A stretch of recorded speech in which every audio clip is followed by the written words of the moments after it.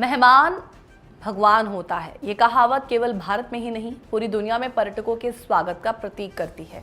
मगर कल्पना कीजिए जब उन्हीं मेहमानों से कहा जाने लगे कि अब बहुत हो गया, कृपया वापस लौट जाइए। कभी जो पर्यटक शहर की रौनक माने जाते थे, आज वही शहर उनके विरोध में बैनर लिए खड़ा है।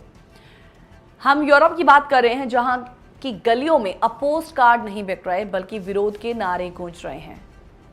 और नारे हैं कि ये हमारा घर है, तुम्हारा होटल नहीं।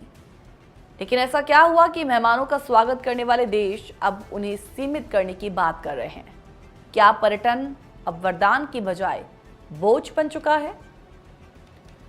यूरोप में southern reason in particular which is renowned for its rich cultural heritage, historical sites and attractive landscapes. यहाँ पर पिछले कुछ वर्षों में इन शहरों में बढ़ते पर्यटन ने स्थानीय जीवन शैली, आवास और सांस्कृतिक पहचान पर बहुत प्रेशर डाला है।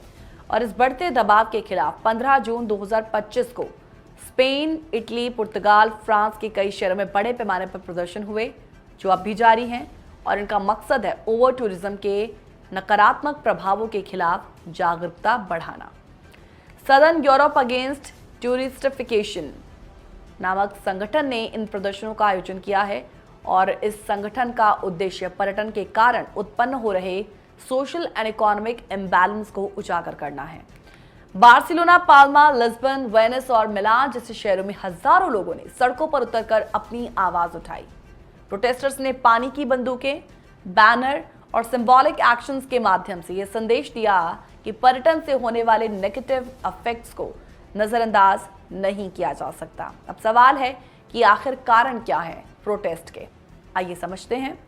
इन प्रदर्शनों के पीछे मुख्य कारणों में शामिल है आवास संकट।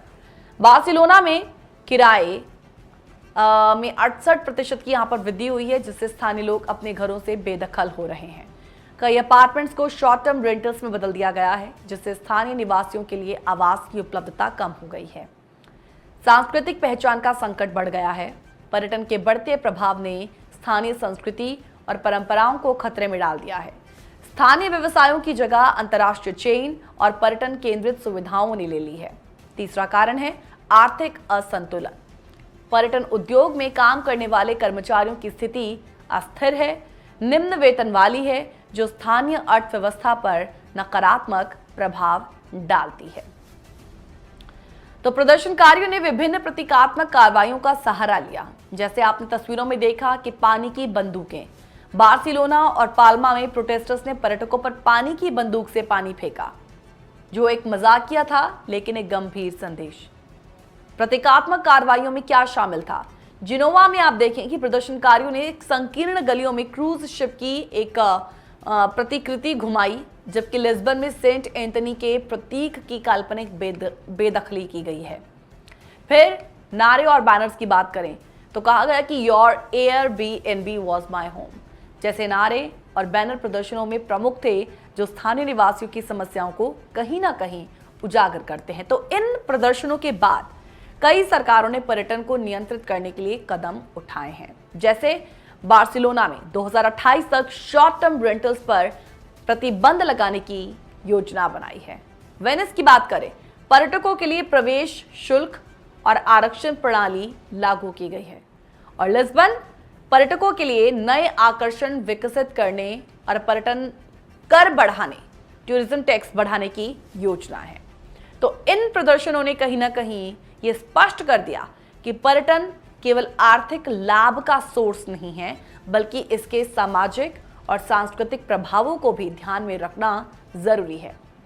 स्थानीय निवासियों की आवाज को सुनना और उनके हितों की रक्षा करना सरकारों की प्राथमिकता होनी चाहिए। और कहीं ना कहीं इसके लिए एक अस्थायी नीति की जरूरत है।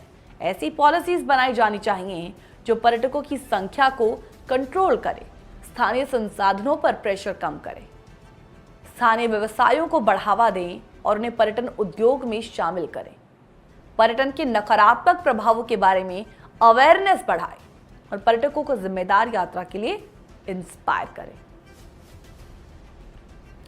एट द एंड इतना ही कहेंगे कि पर्यटन और स्थानीय जीवन के बीच एक संतुलन बनाए रखने की जरूरत है और ये सुनिश्चित करना कि पर्यटन स्थानीय निवासियों के लाइफस्टाइल को प्रभावित ना करे, बल्कि उनके लिए अवसर और समृद्धि का सोर्स बने। तभी यूरोप की सांस्कृतिक धरोहर और पहचान संरक्षित रह पाएगी।